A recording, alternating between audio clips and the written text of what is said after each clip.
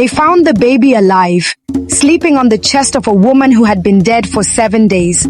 Her body was still in the morgue, but that night, someone saw her walking the halls.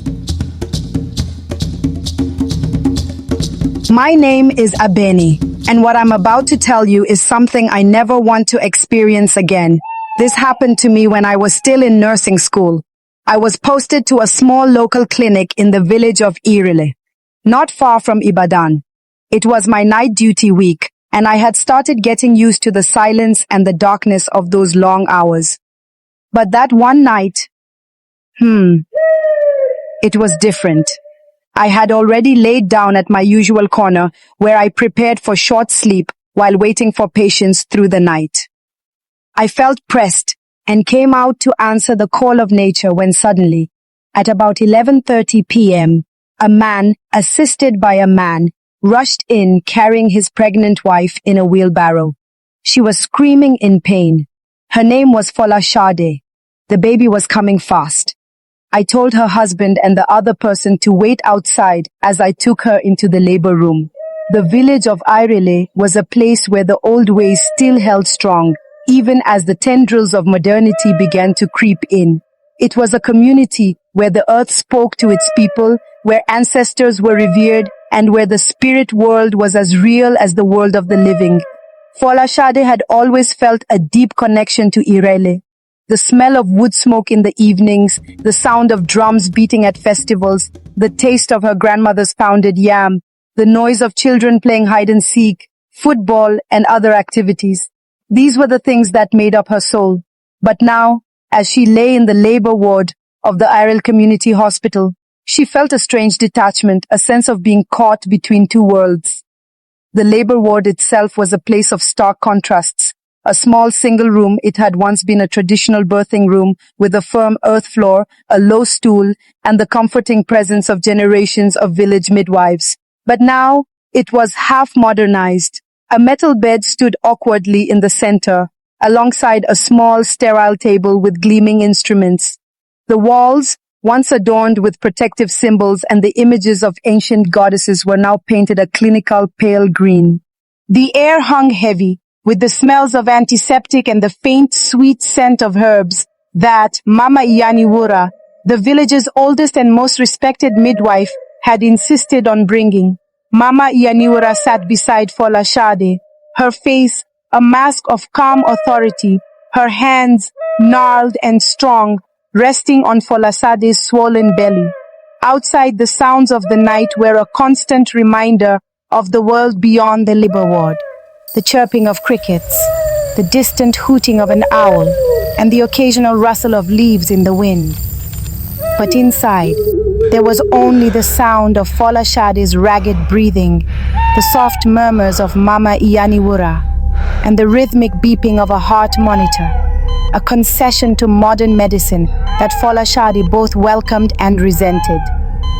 Folashade was a woman of 27, with a strong, graceful build and a face that reflected both determination and a deep-seated vulnerability. She had married Olufemi, a kind and gentle farmer, 2 years ago, and they had been overjoyed when she became pregnant. From childhood, Folashade had been taught the ways of her people. She knew the stories of the Orishas, the powerful deities who governed the world, and she understood the importance of honoring her ancestors. She had always felt a connection to the spiritual realm, a sense that there was more to life than what could be seen and touched. But she was also a modern woman. She had finished secondary school, learned to read and write, and understood the basics of modern medicine. She believed in the power of both tradition and progress.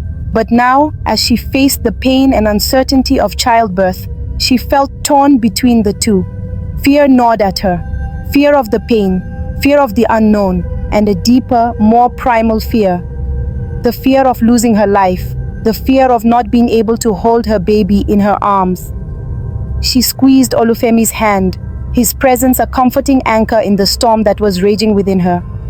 Olufemi's face was etched with worry. He loved Folashade with a fierce, unwavering devotion. He had prayed to all the Orishas for her safe delivery. offered sacrifices at the family shrine, and consulted with the village babalawo. But now, as he watched his wife suffering, he felt helpless, useless. Mama Iyaniwura was a force of nature. In her 70s, she was a living library of Irele's history and traditions. She had delivered hundreds of babies, guided countless women through the trials of labor, and witnessed the miracle of life countless times. Her face was a roadmap of wrinkles, each line telling a story of joy, sorrow, and resilience. She was a staunch believer in the old ways, a guardian of the ancient knowledge that had been passed down through generations of women. She knew the power of herbs, the rhythm of the drums, and the importance of creating a sacred space for birth. But she was not blind to the realities of the modern world. She understood the value of some aspects of modern medicine, especially in cases of extreme difficulty. Now, as she sat beside Folasad, she chanted softly under her breath, invoking the protection of Yemoja, the goddess of water and motherhood. Her eyes, though old, were sharp and focused, missing nothing. She watched Folashade's body, feeling the subtle shifts and changes, sensing the progress of the labor. Mama Iyaniwura left the labor ward to go fetch more herbs, perhaps to lead them through the night should the labor continue till morning, leaving me and Olufemi to keep watch over Folashade. It started strangely. The air was gradually becoming too cold for the month of March. Our fans were off and we had no AC, yet I felt chills all over my body. The hallway light near the labor ward kept flickering, as if someone was standing there, switching it on and off. It must be the wind blowing the wires outside, causing it to make partial contact with each other, said Olufemi. Hours passed. The pain intensified, each contraction, a wave threatening to engulf Folashade. Olufemi's hand was slick with her sweat, his face pale with exhaustion and fear. The weather getting cooler and Olufemi had to rush home to go get sweaters and wrappers to cover against the cold. Mama Iyaniwura hadn't retuned yet, so I was left alone with Folasade in the labor ward. I wished Mama Iyaniwura had come back, I said to myself, as her presence enchanting a constant thread in the symphony of the labor. And then, just as Folasade felt herself being pulled under, losing consciousness in the face of the pain, I thought I should carry out a check on her. But just as I reached for gloves, the lights in the ward blinked, once, twice. Then everything went dark for a few seconds, and at that point I felt like someone walked past me with the speed of light. I felt cold. Then the light came back, and as I looked around, it was just the two of us in the labor ward. The power went out again, and this time, it didn't come back. That's when I heard the whisper, a soft voice, right beside my ear. I will help her. I froze. I turned around sharply, and with the help of my phone light, but nobody was there. I asked Folashade if she was talking to me, but she wouldn't answer. Perhaps the pains wouldn't let her say a word. I told myself I was just tired or maybe hearing things, but the fear in my chest said something else. I stepped out to get the backup solar lamp.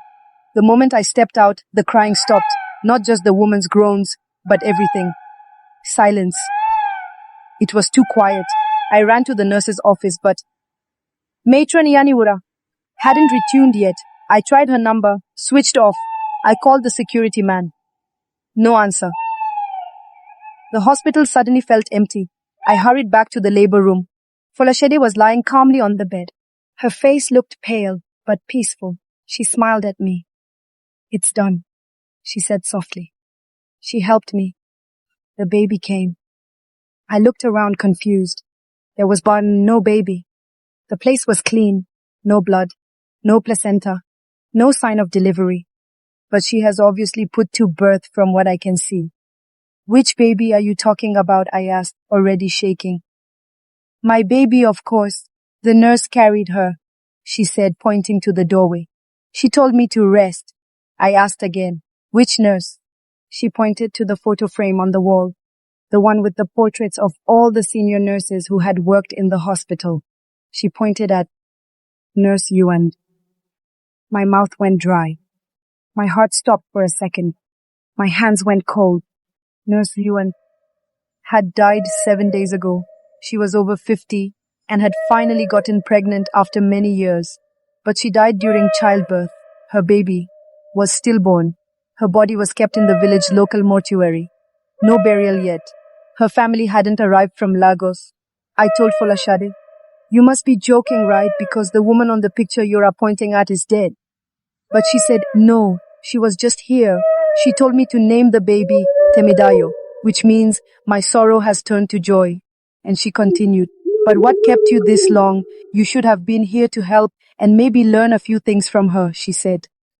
Folashade also told me that as soon as I left, the light came back and she did everything with ease, with joy and in love, that she's really good at what she does. One thing that struck me was when Folashade mentioned that I had stayed longer than expected. I turned and looked at the clock. It was then I realized that it was about 4 to 5 hours gone, as the time was about 4 a.m.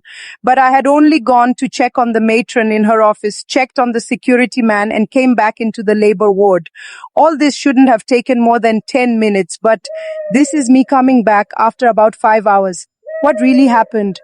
Was I caused into a deep sleep, an unconscious state, or did my world halted for all this to take place? But yet again, where is Matron Iyaniwura, who went to fetch more herbs? And where is Olufemi, who went to get sweaters and wrappers to cover against cold? That night, I just couldn't wait for morning so as to submit a resignation letter. At this point, I knew she was being serious. Like, who makes such an expensive joke with her child, especially at this time of the night? However, I didn't want to create a scene, knowing fully well that something wasn't just right and I was alone with her. Though nervous and not quite sure of what exactly is the situation and how to go about it, I played along, and with a full dose of a smile, I told her to rest well and never to worry, since it was few hours to daybreak and that her baby was going to be okay. I told her I will be in the office should she need my help with anything. As I stepped out of the labor ward, I met the matron, Mama Iyaniwura. I rushed towards her and told her my experience, but she didn't believe me. She laughed and asked when last I treated malaria. She even ordered me to run a test on myself and suggested I take some days off so I can rest from the stress of looking after antenatal cases. The past weeks has been so hectic in the labor ward. Mama Iyaniwura went straight to the labor ward, perhaps to check on Folashade and the progress the labor. She saw Folashade sitting on the bed, looking very strong and cheerful. She noticed Folashade has put to birth already. Mama asked, "How is the baby and where is it?" "She took the baby," Folashade answered. "Who took the baby and to where?" Mama Iyaniwura asked. "Nurse Yewande," Folashade answered. "She said she needed to take the necessary documentation." At that point, Mama Iyaniwura, despite her years of experience and her belief in the spirit world, felt a shiver run down her spine. There was something otherworldly about this whole thing. Mama Iyaniwura watched, her mind racing. She had never seen anything like this before. She had heard stories of ancestor spirits returning to help their descendants, but she had never truly witnessed them. Now, it was happening under her watch. The next morning, the news of the strange birth spread quickly through the village with the speed of light. Women came to see Folasad, their faces filled with curiosity and a hint of fear. They asked questions, whispered among themselves, and looked at Mama Iyaniwura with a mixture of awe and suspicion. Because in Africa, people grow into becoming witches and wizards, especially women. If something bad happens, you automatically become a suspect. Folashade became weak by the news, but filled with a profound sense of wonder, told them everything she remembered. She described the woman's face, her voice, her cold hands, and the strange sense of peace that had accompanied her presence. Folashade, in her semi-delirious state, was the only one who saw her clearly, and she explained thus. A woman stood in the doorway, bathed in the dim light of the single bulb that hung from the ceiling. She wore a white traditional attire of a midwife, but there was something about her that was not quite right. Her face was gaunt, her eyes hollow and filled with a profound sadness. She moved towards me with a strange gliding motion, as if she were not quite walking, not quite floating. The woman did not speak at first. She simply stood there, watching, her gaze fixed on me. A chill filled the room, a coldness that had nothing to do with the night air. It was the coldness of the grave. Then she stepped forward, her movements fluid and silent. I looked up, startled. "Who are you?" I asked with a sharp voice. The woman turned her gaze towards the pictures of midwives on the wall. Her lips moved, but no sound came out. Then in a voice that seemed to come from far away, a voice that was both soft and rough, she said, "Don't worry, my child. I am here to help you bring your Pekin into this world." The woman moved closer towards me, her hands outstretched. They were cold, so cold, like ice. She touched Folashade's belly with a gentle firmness, her touch somehow easing the pain, guiding the baby downwards. With the woman's help, the labor progressed quickly. Folashade continued. I had been on the verge of collapse, but felt a surge of strength, a renewed sense of purpose. I pushed with a primal force, driven by the ancient instinct to bring my child into the world. And then, with a final triumphant cry, the baby was born. A strong, healthy boy, his skin glistening with the sweat of his mother's labor. Tears of joy streamed down my face as I saw my son for the first time. The woman stayed for long with me, singing all through. I remembered I even fell asleep, woke up and saw her with the baby. She stood by the window with the baby singing, and I felt this peace that's undescribable. I remember her telling me to name my child Temidayo, which means, my sorrow has turned to joy. Asked if she would recognize the woman if she sees her, she said yes. So they gave her a photo frame that was on the wall, the one with the portraits of all the senior nurses who had worked in the hospital. She pointed at Nurse Yewande. My mouth went dry. My heart stopped for a second. Nurse Yewande had died the week before. Everyone knew the story. She was in her 50s and had finally gotten pregnant after many years of trying. She went into labor at home. They brought her in too late. Both she and the baby were declared dead. They put her body in the hospital local mortuary, waiting for her family from Lagos. Some said she died with bitterness in her soul. She had prayed for that child all her life and never got to hold it. They said her spirit had waited too long, longed too deeply. And that night, she came back to finish what life never allowed her to do. Bring a child into the world, even if it wasn't her own. Mama Iyaniwura, usually so firm and unwavering, was uncharacteristically quiet. She admitted that she did not know who the woman was, but she suspected that she was no ordinary midwife. Olufemi, Folasade's husband, torn between his joy for his son and his fear of the unknown, insisted that they consult with the Babalawo, the village's spiritual leader. He hoped that the Babalawo could shed some light on the mystery and offer protection for his family. The Babalawo, a wise and enigmatic man, with eyes that seemed to see beyond the veil of the physical world, listened to their story with great interest. He nodded slowly, stroking his long white beard. "This is a powerful thing," he said, his voice deep and resonant. "The spirit of a woman who has passed on has returned to aid in the birth of new life. This is a rare and sacred event." He explained that Iya Yewande, whose spirit, still tied to the labor ward, had come back to help Folashade. "But where did she go with my baby?" The Babalawo's face grew solemn. "The spirit world is not always easy for us to understand," he said. Perhaps Iya Yewande needed to hold the child, to connect with the new life she helped bring into the world. Perhaps there was something she needed to impart. He performed a divination, casting cowrie shells on the ground and studying their patterns. After a long silence, he spoke. The child was taken to the place of rest, the mortuary. so that a balance could be restored, a life for a life, a beginning and an end intertwined. Babalawo had also warned that the village is beginning to forget their ancestral ways. This may be a sign or a message from the gods to go back to practicing the traditions and custom, celebrating festivals and offering sacrifices for protection, fertility, peace. The villagers were shocked. The idea of a newborn baby being taken to the morgue, a place of death, was deeply unsettling. Some whispered of dark magic, of evil spirits. The only one who dismissed the story was Dr. Adebayor, the young modern doctor who had recently come to work at the community hospital. He scoffed at the villagers' beliefs, attributing Folashade's vision to postpartum hallucinations and the stress of childbirth. There is no such thing as ghosts, he declared, his voice filled with the confidence of scientific knowledge. We need to invite the police to carry out a proper investigation on the matter. You all must have conspired to steal the baby and probably sell it to money ritualists.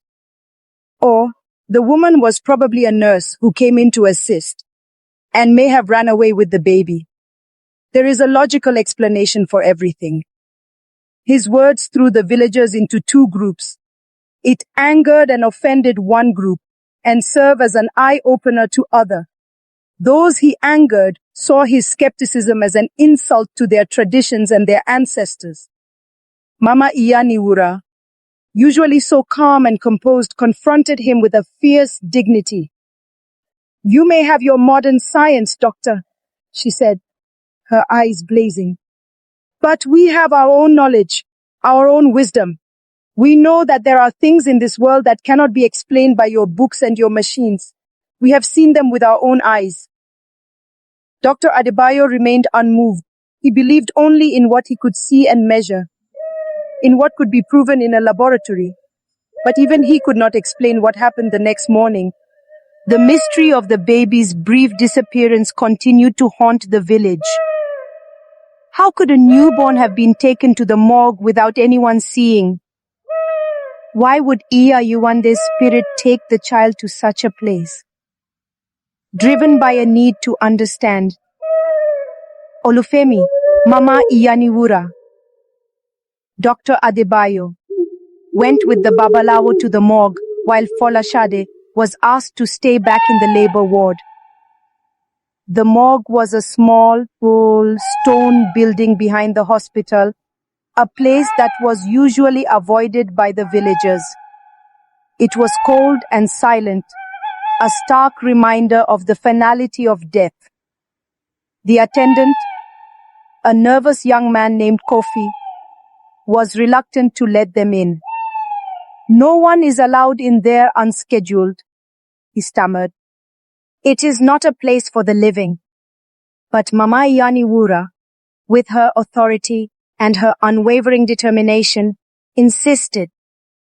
We must go in and see the body of the late nurse Yewande, she said. We must know the truth. If not for anything, let the presence of Babalawo send a message to you. Kofi, intimidated by her presence, finally relented. He led them into the dimly lit room, the air thick with the smell of formaldehyde and the coldness of death. And then they saw her. Yewande. A collective gasp filled the room. Olufemi rushed forward, his heart pounding in his chest. He reached for his son, but at once the Babalawo stopped him. A ritual must be performed before you can touch him, his hands trembling. He was alive, warm, perfect. But how? Why? Dr. Adebayo, who had followed them to the morgue, stood in the doorway, his face a mask of shock and disbelief. He had no explanation. His scientific mind could not comprehend what he was seeing. As Babalawo had finished his divination, Mama Iyaniwura stepped forward, her eyes filled with tears. She reached out and touched Yewande's hand. It was still cold, but there was a warmth there too, a faint echo of the life that had once been. She was a great woman, Mama Iyaniwura said, her voice thick with emotion.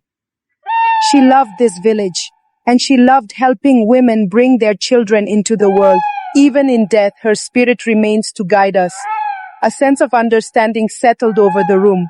The mystery of the baby's disappearance was not solved, but it was no longer a source of fear. It was a reminder of the interconnectedness of life and death, of the enduring power of love and sacrifice. Dr. Adebayor, humbled by the experience, began to question his own beliefs. He realized that there were things beyond the realm of his scientific understanding, things that could not be measured or proven, but that were nonetheless real. For weeks after, strange things started happening in that ward. Mothers in labor would say they saw a woman in white standing near the bed, holding their hands. One woman even said she felt icy fingers wipe sweat from her face during contractions. No one works alone in the labor ward anymore. They say if you listen closely on a silent night, you might hear a lullaby in the hallway, a song no one taught, sung in a voice no one recognizes. I've left that hospital now. I'm in Lagos now, working in a private clinic, but I still wake up sometimes, sweating, thinking about that baby, and the cold voice that whispered, I will help her. Some spirits don't want revenge. Some just want to feel love, even after death. Folashade and Olufemi named their son Ayodele, meaning, joy has come. He grew into a strong and healthy boy, a living testament to the power of life and the enduring spirit of Yewande. The story of the ghost in the labor ward became a legend in Irele, a tale told and retold through generations. It was a story of fear and wonder, of death and birth, of the seen and the unseen.